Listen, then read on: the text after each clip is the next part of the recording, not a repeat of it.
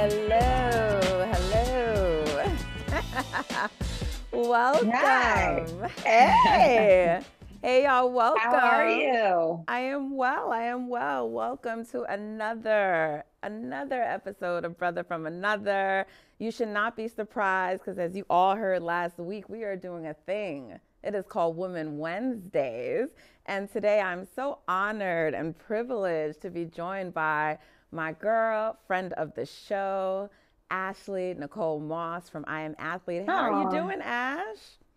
I'm good. Yes, listen, guys, your eyes don't deceive you. Michael and Michael did not get this good looking. They're not here today, but we are going to be holding down the fort for not just the ladies, but we got a lot to talk about. And we have the guys with us this time around. We got some guys coming in. We're going to talk some NFL, some NBA, but it's the girls who are running the show. So I'm here for this energy. It is the first day of Women's Month, so I feel like this is appropriate. Very perfect, very perfect. You know, Beyonce said who runs the world. So before we get into the busy sports news cycle of the day, and it has really been an incredibly busy Wednesday, I wanted to first talk to you, Ash, because you had an interview recently with one of my favorite rappers. He says he's top 5, dead or alive, but I just want to know what that experience was like. Before you tell me about it, though, I just want to let the audience hear a little bit of your interview with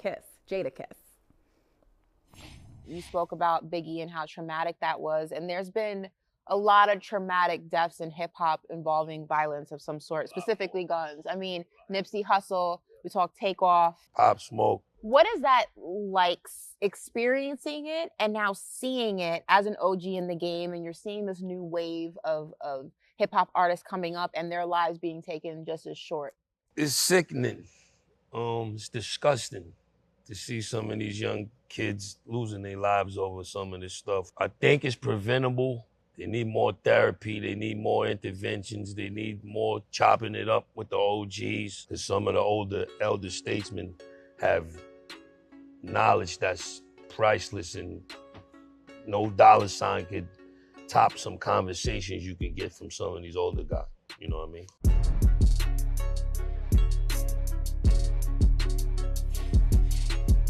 Yeah, there you have it. Words of wisdom from Jadakiss. What was it like to sit down and talk with him? Were you fanning out at all?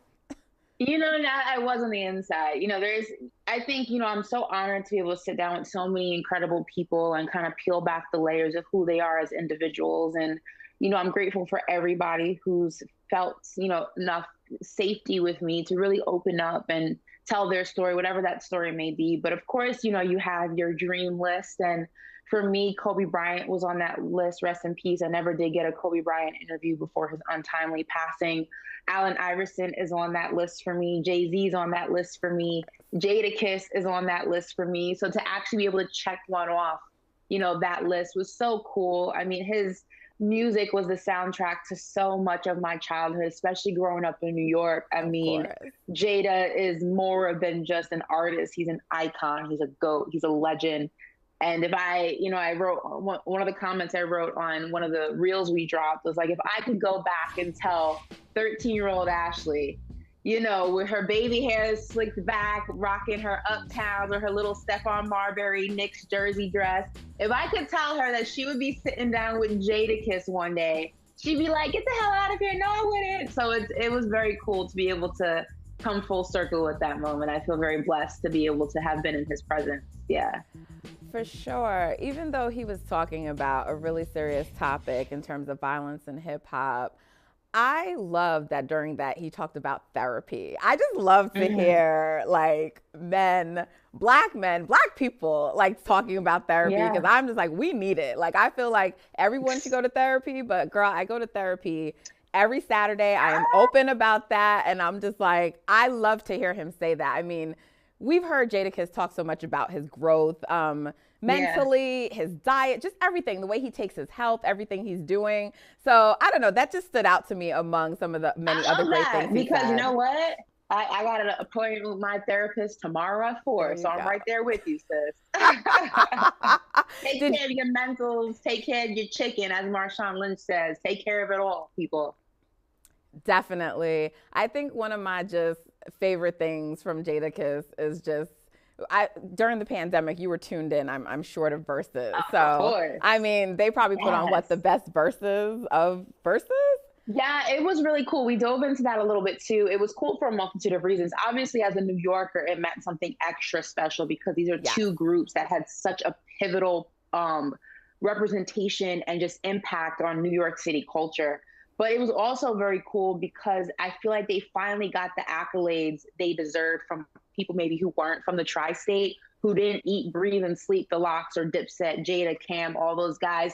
And it introduced both those groups to new audiences, a younger generation who was like, yo, these guys are cool. And I'm like, yeah, what y'all know? I felt like one of those old heads. It was like, what y'all know about this? Definitely. But it was great. And I love, it just speaks to when you are an artist that can make an impact in so many different ways, culturally speaking, lyrically speaking, the longevity for that is, forever, because it just continues. And I think that's something that you kind of lose with a lot of new artists today. It's so quick and just putting out things that may not be the most meaningful, but it gives you the most reward instantly.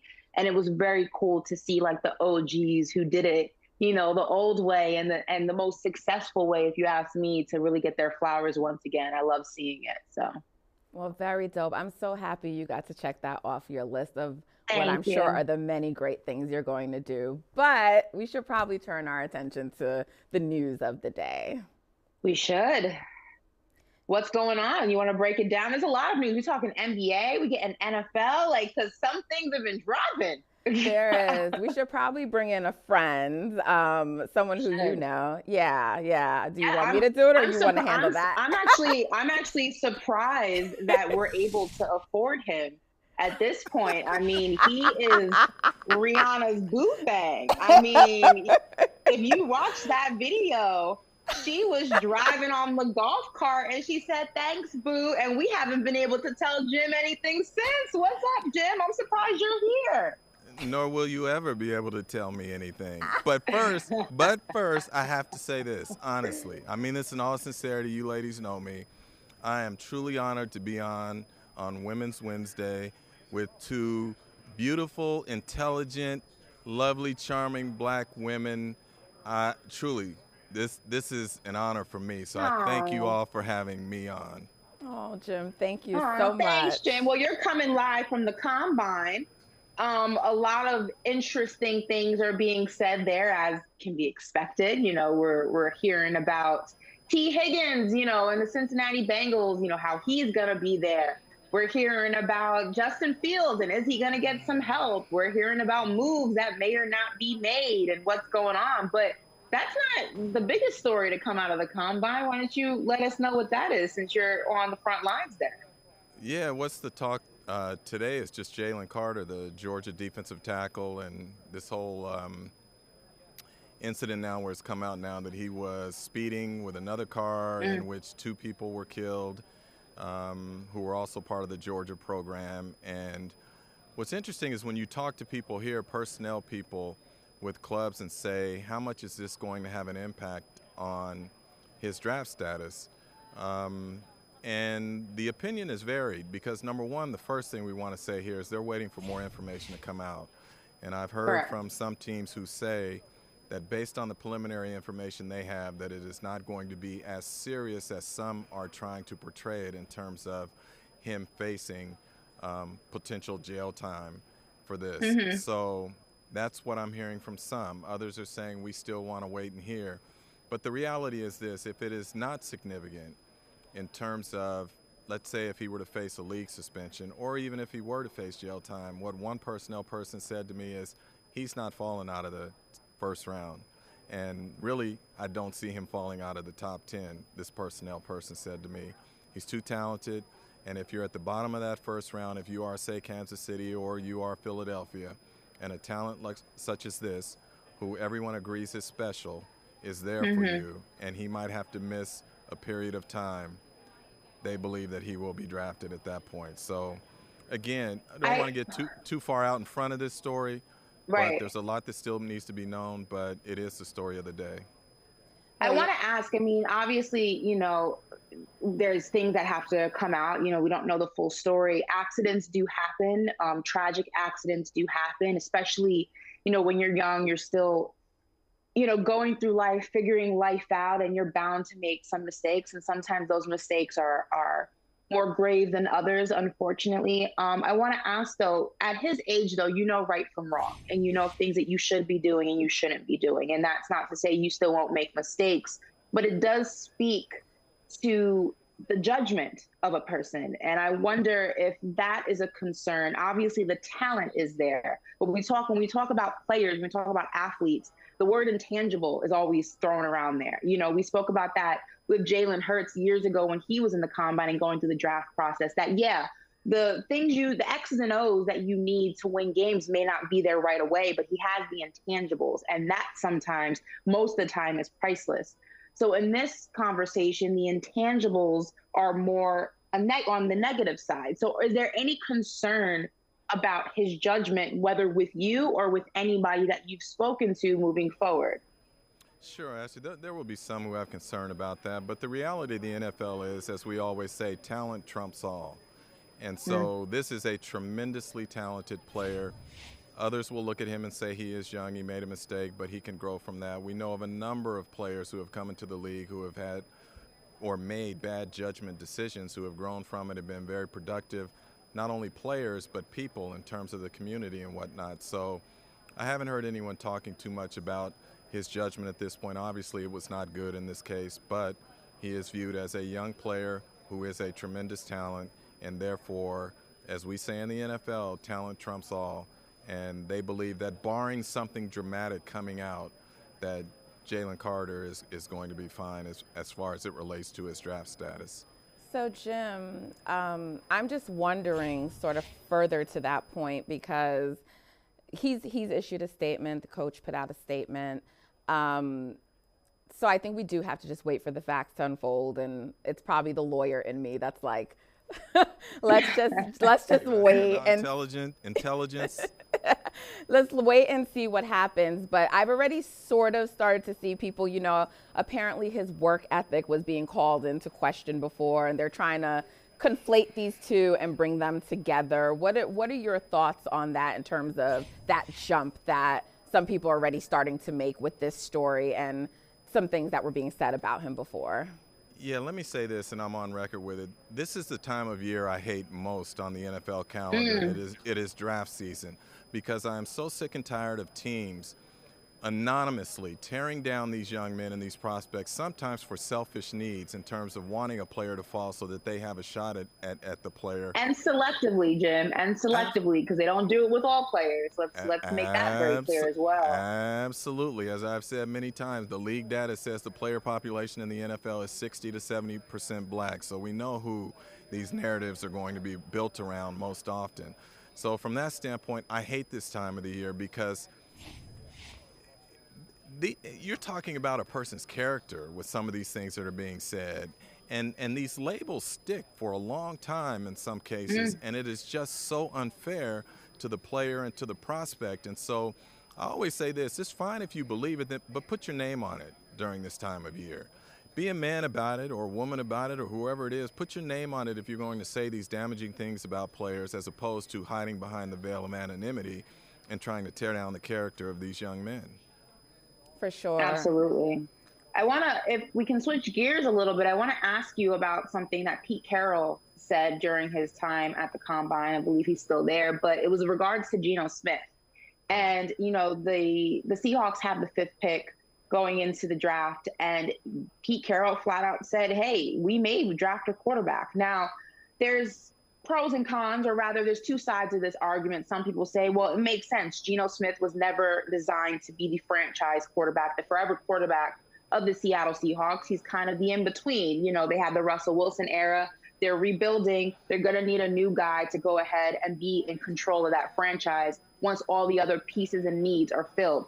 Some people will say Geno showed that he can go ahead and lead a team. I mean, he threw for over 4,000 yards. He brought a team that a lot of people counted out, including myself, thought this team was going to be complete dumpster fire after Russell Wilson left and was just going to be in disarray. Geno kept them afloat. Obviously, it didn't end the way he probably would have wanted, but it was still very impressive. What is your make of the situation in Seattle? Is it smart to draft a quarterback, or is it smart to go ahead and maybe get some pieces to see what Geno can do with that? Yeah, I would say to you, it's smart to stick to your board and trust your board. Where teams get into trouble is when they overdraft players for a need. And look, it is a quarterback-driven league, no question. And the Seahawks are thinking that they are not going to draft this high again anytime soon, based on how they have constructed this team and based on the confidence they have in their ability to draft well and build. So from that standpoint, for me, they have 2 firsts and they have 2 seconds. The only reason you take a quarterback up high, in my opinion, is if you truly believe that that person fits everything that you want in terms of the traits and the ability and the character and the leadership and all of that. If not, you don't force it. So if the Seahawks are able to re-sign Geno Smith, as they said they anticipate doing, then the only reason you take a quarterback, in my opinion, is that you believe that this is a franchise guy who at some point in the near future can step in and win ball games for you. Short of that, you don't do it. You don't take a risk that high if you don't have to, in my opinion. Yeah, the Seahawks are interesting. There's so many teams. I'm just gonna leave it at that. There's so many teams dealing with quarterback situations, and I gotta tell you, I'm sort of over it. I just want to know where people are gonna land, Aaron Rodgers, Lamar, whoever. But I mean, let's talk, because I mean, all the talk is Lamar, all the talk is Aaron Rodgers today, and then of course Derek Carr is out there. But let's start with Lamar, because I already know Ashley's take on Lamar, because she has thoughts. Yeah, I did hear that. Did you? Let's let the audience hear what Ashley said, just in case they missed it. I'm talking to the Ravens right now.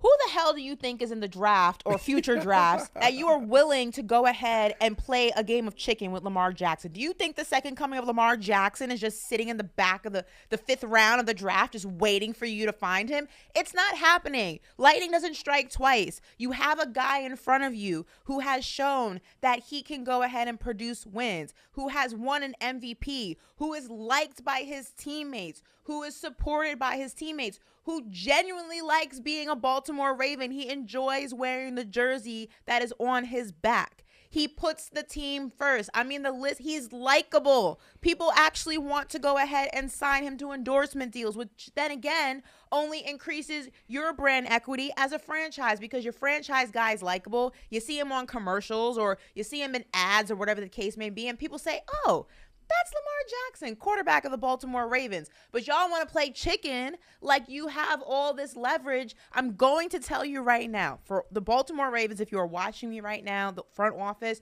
you don't have any leverage. Do not cut off your nose to spite your face. You are going to lose this battle if you do not pay Lamar Jackson. It's as simple as that. You're going to lose.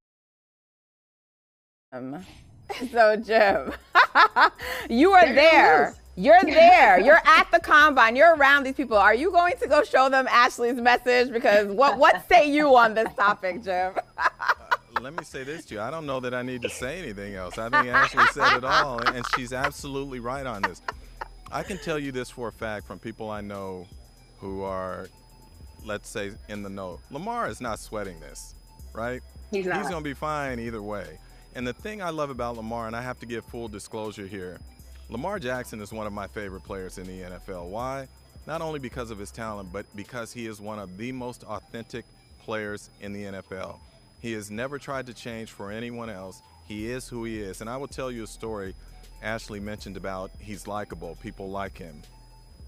Going into his second season, which would be his first year as a full-time starter, so he has not even won an MVP yet. I'm at the Hall of Fame game. The Ravens are playing in it. And I'm talking with a member of their front office who had been with the team since it was in Cleveland. And this person says to me, he has never seen teammates respond to a player like they had to Lamar, even at that point. And I said, wait a minute. You had Ray Lewis, you had Ed Reed, you got Jonathan Ogden, Hall of Famers. And he said, no, I am telling you, I have never seen teammates respond to a player like this as they have with Lamar. And so for a young man to win over a locker room that quickly before he had ever even had a full season under his belt as a player, and then to go on and win an MVP, a unanimous MVP, and we know there have only been a couple of those. To me, the Ravens have no leverage here, as Ashley said. Now, look, they can say we'll franchise him and trade him, but here's the reality, too. I always love teams who think that the grass is going to be greener on the other side. You just don't replace players like Lamar Jackson. And if you do, even if you find someone who can, this offense has been specifically built for Lamar Jackson's skill set, which means it is going to take time to build it around another quarterback. So are you willing to take the 2 seasons, 3 seasons, whatever it may be, to rebuild around another quarterback? And then I can tell you this, what that does is that creates issues in the locker room, because you have veteran players who are saying, I ain't got many years left here. I'm trying to win a championship now. I'm not trying to go through a rebuild while you build around another quarterback. So there are a lot of layers to this discussion, and I'm sure that the Ravens are talking about them, but they sort of painted themselves into a corner when the owner came out and said that they should not be beholden to a fully guaranteed deal just because the Cleveland Browns did one to Deshaun Watson. And right now it appears that both sides are dug in, and if I know Lamar like I think I do, and again, him being the most authentic player that I know in terms of what he says he does, I don't think he's going to back down on this. He's not backing down. So I'll tell you that. He's not backing down. And listen, what do they say? One man's trash is another man's treasure, and the Ravens are going to set themselves back years if they let Lamar Jackson walk away. There's not another Lamar Jackson waiting for you, Baltimore. If you let him walk, you will pay the consequences. That will not be a destination that anybody wants to go to for a very long time if you let this situation take the direction of just being spiteful. He has already proven that he can win games. Yes. Has it been in the postseason? No, it's been one playoff win, but there's a lot of factors that fall under that. It's not just the quarterback. You have to go ahead and surround him with the pieces that he needs to be successful. But another Lamar Jackson is not waiting for you. Don't do this, Baltimore. Don't do it. You're going to lose. and I'm going to say this to you. They have a new offensive coordinator this year, right?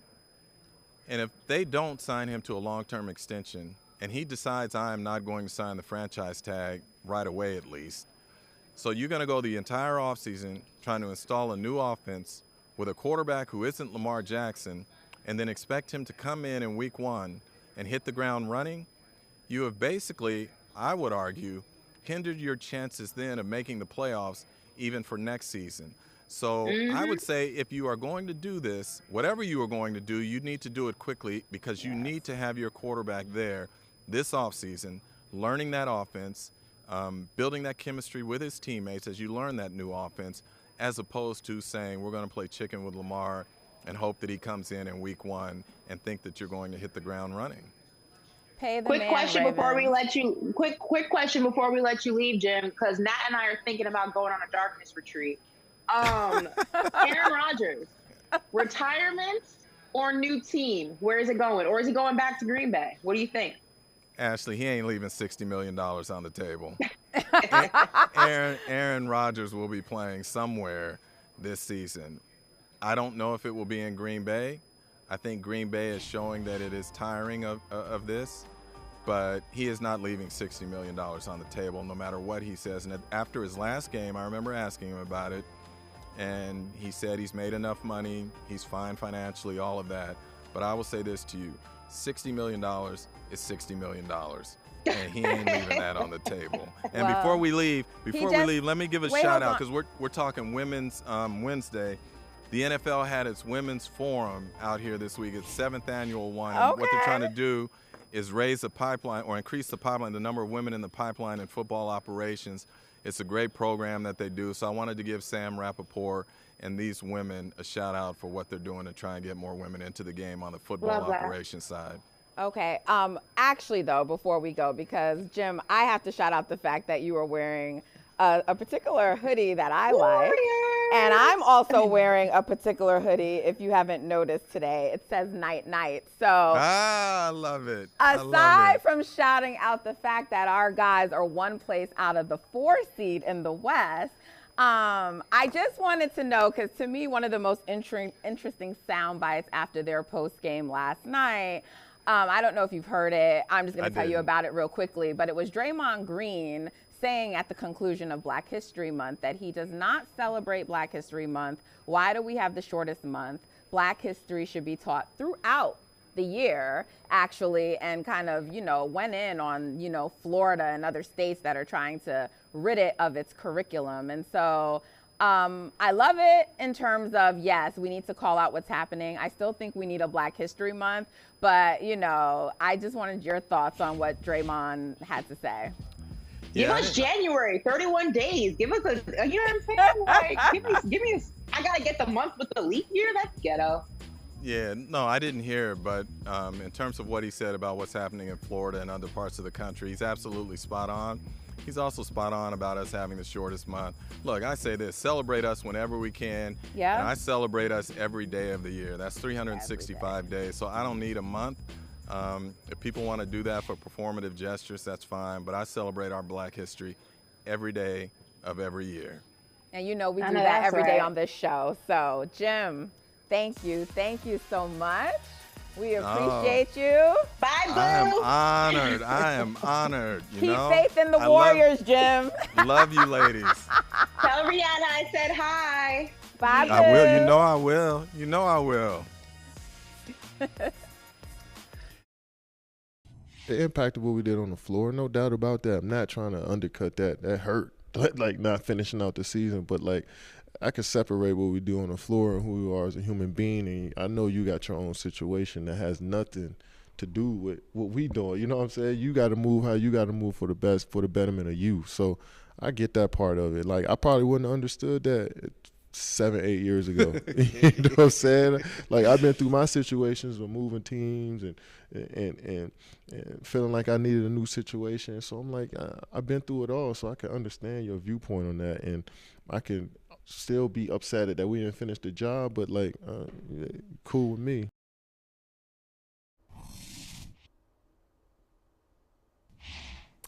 Katie loves a beanie. Like, he loves a beanie. I mean, I get why, but like, a man loves a beanie. Go ahead. Sorry. So that was Kevin Durant talking about the ending of him and Kyrie in Brooklyn, Vince. He also said in that interview that he and Kyrie haven't had time to really talk yet, but he understands the situation. And I my initial thought when I first heard that was, well, what else can you say? I mean, you sort of did the same exact thing to Russell Westbrook, right? So you have to be understanding of the situation. But that being said, he's on to greener maybe pastures in Phoenix. So I'm just curious your thoughts on what he had to say in that video. And then I want to talk about Katie, because you were going to be in the building for his return tonight and first game in Phoenix. Vince, before you answer that, you can tell that Nat is a Warriors fan who is judging the hell out of Kevin Durant. There was so much passive aggressiveness and judgment in that whole summary. My goodness, Warriors fans will not let this man live his life. There's a Beyonce song that I don't know the lyrics to. I think it's called Resentment, and I feel like that's what Nat has for KD. My goodness, I can feel the heat all the way over there. I think y'all are grossly exaggerating, but go ahead. It's more judgment than resentment. Good grief. And Ashley, to your point about KD wearing a beanie, if I had hair like that, I'd wear a beanie every chance I got, including on the floor. And you talking about me. Do you hear these shots being fired?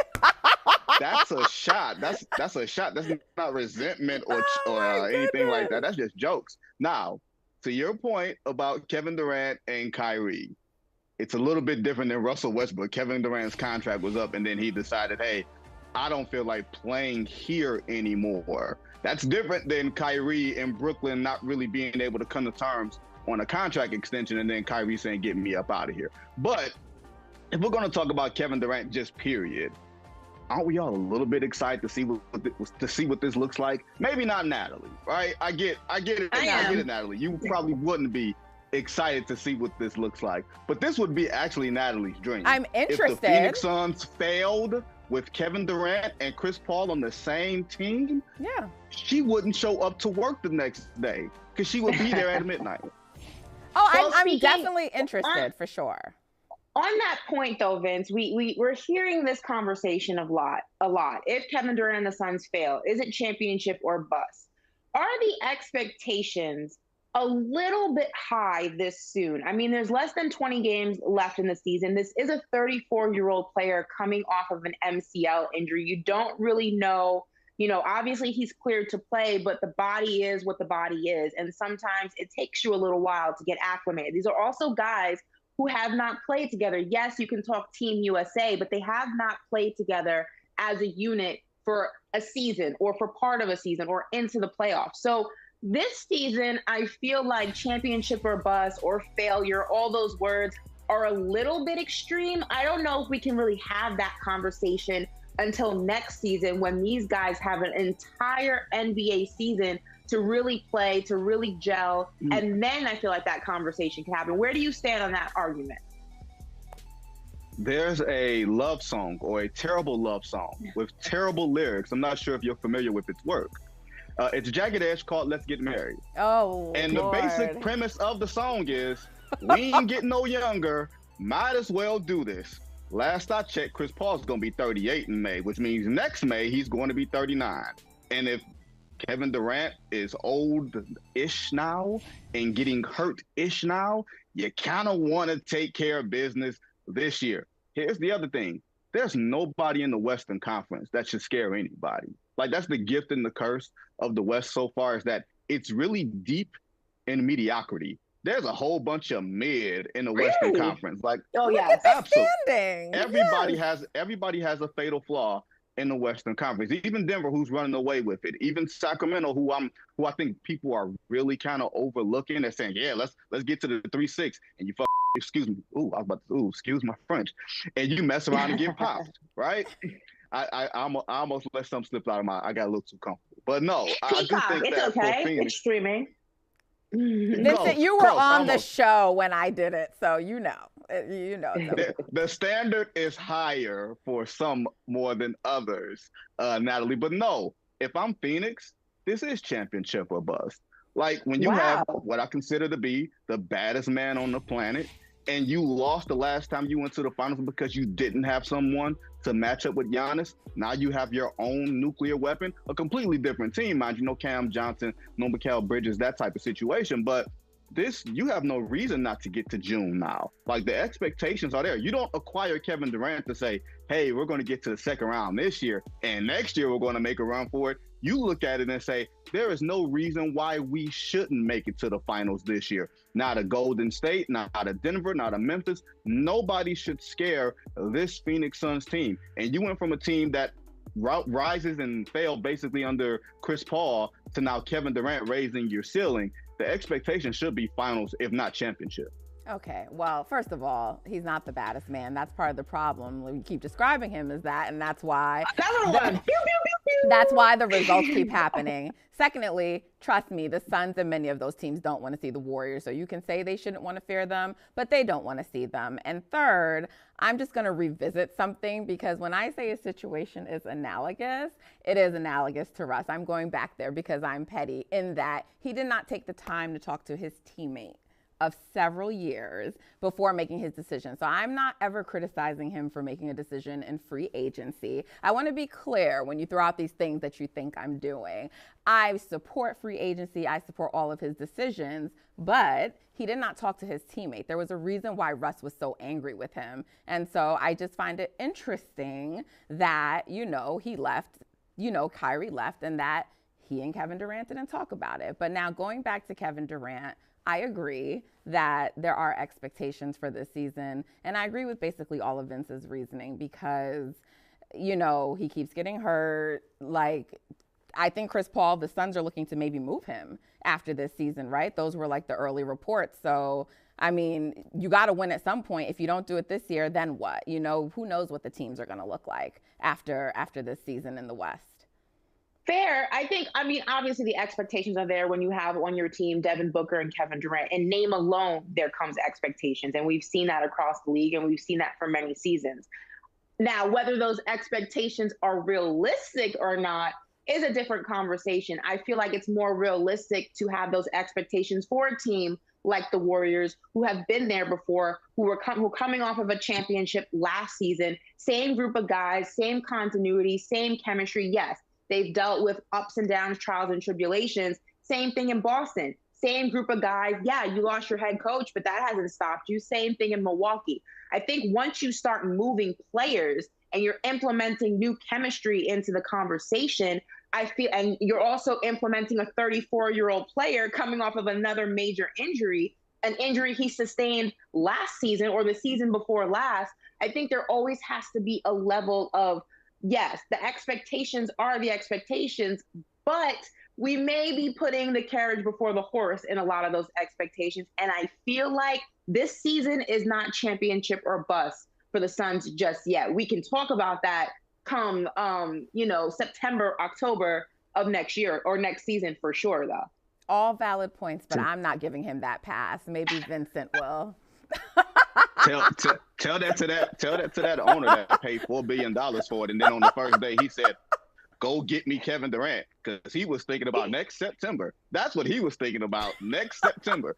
And to your point, Ash, you could be all the logic that you're saying could very well be true. It could all be fair.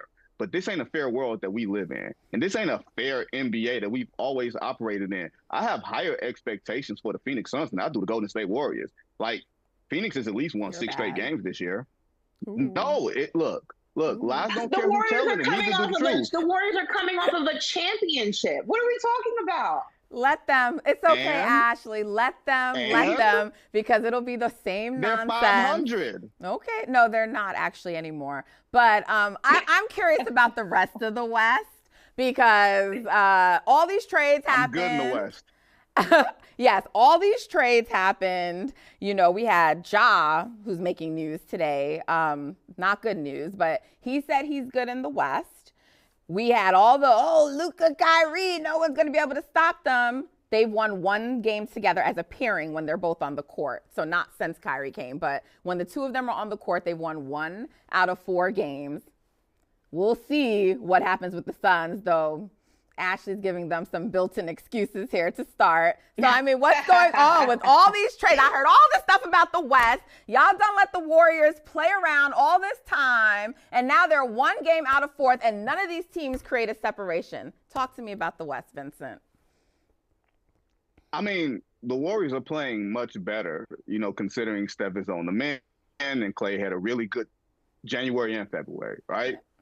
I still have questions. I still need to see consistency beyond where the champions and that sweat equity is going to carry over, because a lot of those pieces that helped them win a championship last year aren't there this year. Now, granted, only 1. Kuminga looking good. Jordan Poole is starting to figure some things out. Besides some of those, cringy threes that he takes on the break, like he's Steph Curry, right?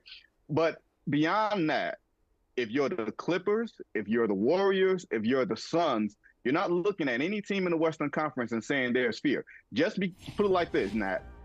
You may think that people should fear the Warriors. I don't think they should. They should be aware of them, right? But I don't think the Warriors should fear anybody either. I don't think they walk into a 7-game series, home court or not, whether it's Memphis or Denver or anybody else above them, feeling like they can't steal a game on another team's home floor if they are healthy. But you haven't been healthy in mass all season. So that's kind of a tough thing to figure out. Maybe Steph comes back next week and he's a little bit more rested and he can do this push from now until June. But if you have trouble winning 4 straight games, I have a hard time seeing you win 4 straight series. Vincent, I just want to say before we let you go, I'm getting a little deja vu, because I remember a lot of people saying the same things about the Warriors last season, and I kept telling them, you can't count out championship DNA. Everyone said I was crazy. They're not going to win it. They're not going to win it. And last time I checked, the Bay had a championship parade. So I'm just saying, this sounds a lot like history repeating itself. You cannot discredit a heart of a champion. And they have championship DNA. That sounds nice. Heart of a champion. That sounds beautiful. Rudy T, all that stuff, right?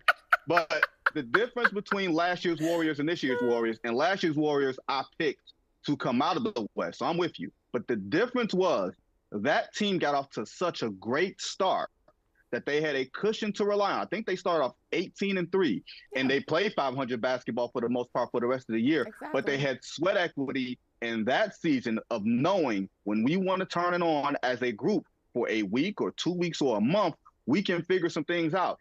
And like every other champion, they got lucky. And that's not a shot to them, but they got some circumstances that worked in their favor. Like every low-key hater, Ash. He's a low-key hater. But I said, here's the thing. I said like every other champion. Did I not say that? Did you see what Steph Curry did in Game 6? Get out of here. They got lucky. Were you watching the same finals? Vince, come back on Women's Wednesday. Everybody gets lucky. We want you back.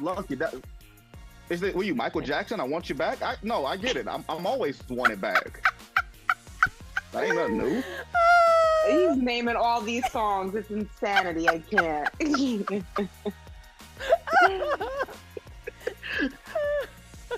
Ain't nobody hating on your Warriors. You always hating on them, but I still love you.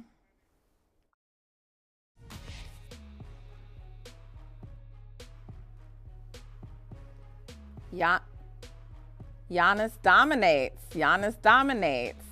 I know.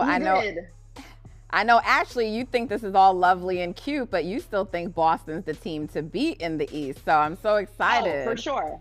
And this story was written by a man named Kristian Winfield, who I know pretty well. He also is a man who was talking big stuff when the Nets had, Kyrie Irving and Kevin Durant. And how the tables have turned, because now there's nobody left in Brooklyn. And you know who's sitting at the 5th seed in the Eastern Conference standings? The real team of New York, the New York Knicks. Kristian Winfield, everybody clap it up for Kristian.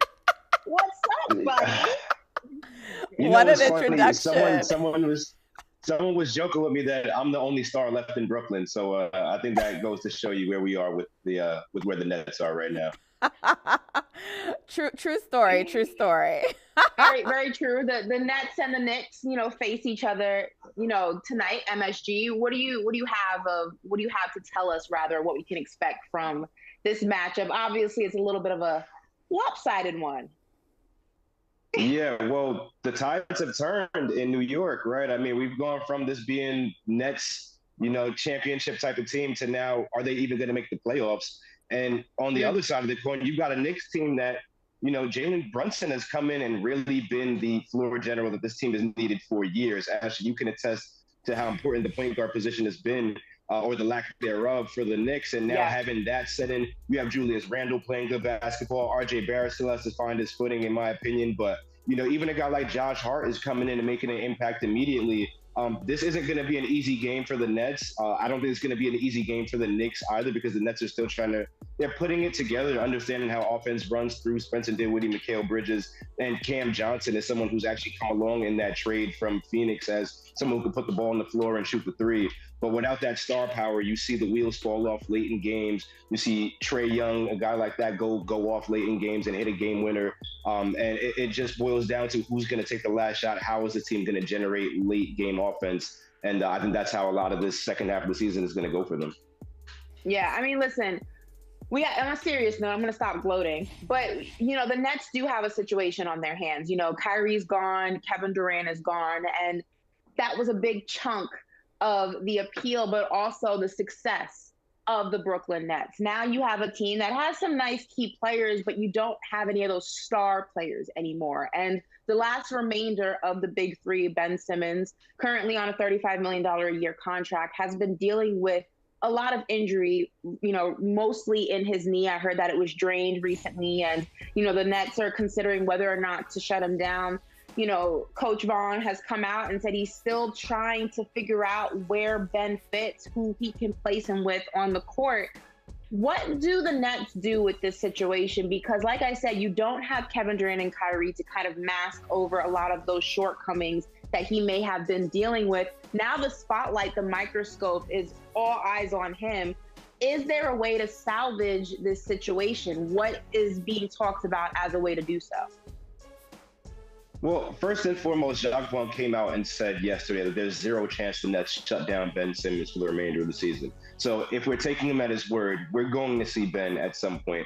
But it's also a matter of, number one, what type of Ben Simmons are you going to get? Are you going to get someone who's impactful? Or are you going to get someone who's just trying to find his way on the basketball court? And then second, as you alluded to, who do you play him out there with? Because Jacques went really into detail about how different lineups about Ben Simmons may make you stronger in one area, but they leave you susceptible in other areas. For example, if you play Ben with 4 shooters, how are you going to rebound the ball, right? If you play Ben with another big like Nick Claxton, how are you going to provide spacing for the offense to flow? So there's so many different questions there. And on top of that, you're on the back end of the season. The Nets entered.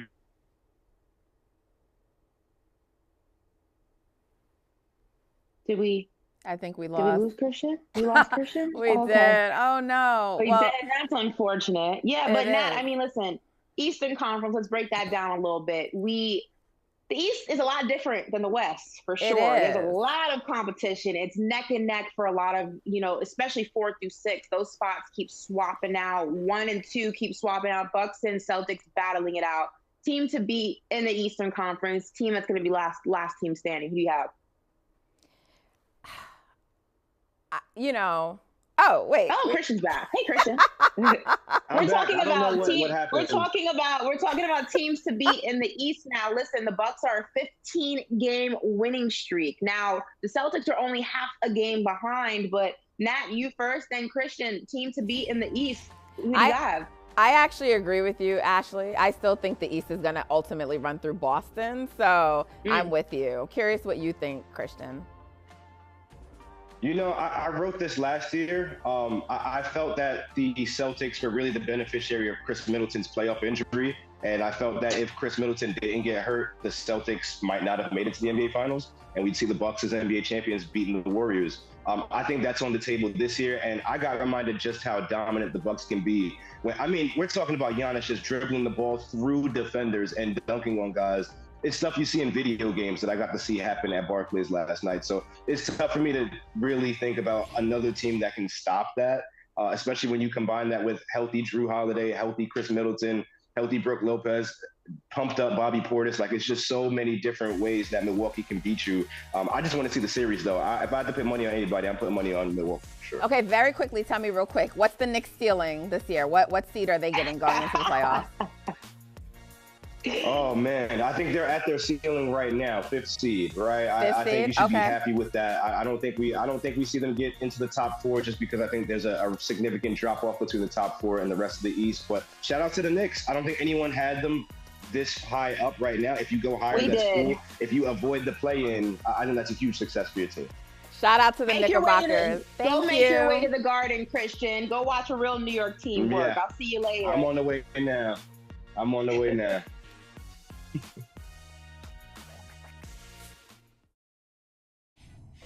Nicole, what does 100 triple doubles mean to you? When you stat padding, it's easy, so. You heard that, right? You heard the stat padding stuff out there. Yes, of course. It's What's true. What's your reaction to it? It's true. So is that why you went up and rebounded the ball 5 times on that one play to score? No, he blocked me on the first time, and I grab it and I just miss it. Yeah. I love me some Jokic, yo. I love me some Jokic. He really is living up to his nickname, the Joker. He is one shady mofo, and I'm here for the pettiness. I love it.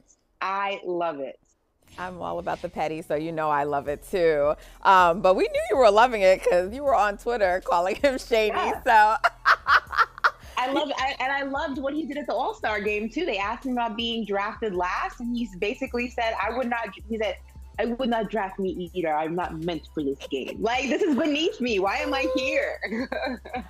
I just love how NBA players really hear everything. Because, that was well, let me not speak for him, but Kendrick Perkins did recently say he was stat padding, and then that was his response to the question. So NBA players, so many of them, they hear everything, and I love the way that they respond in this fashion. And you can't even be mad at him because it was just so funny the way that he responded. The book of Kevin Durant, if you will, except it's not a burner account; it's face to face.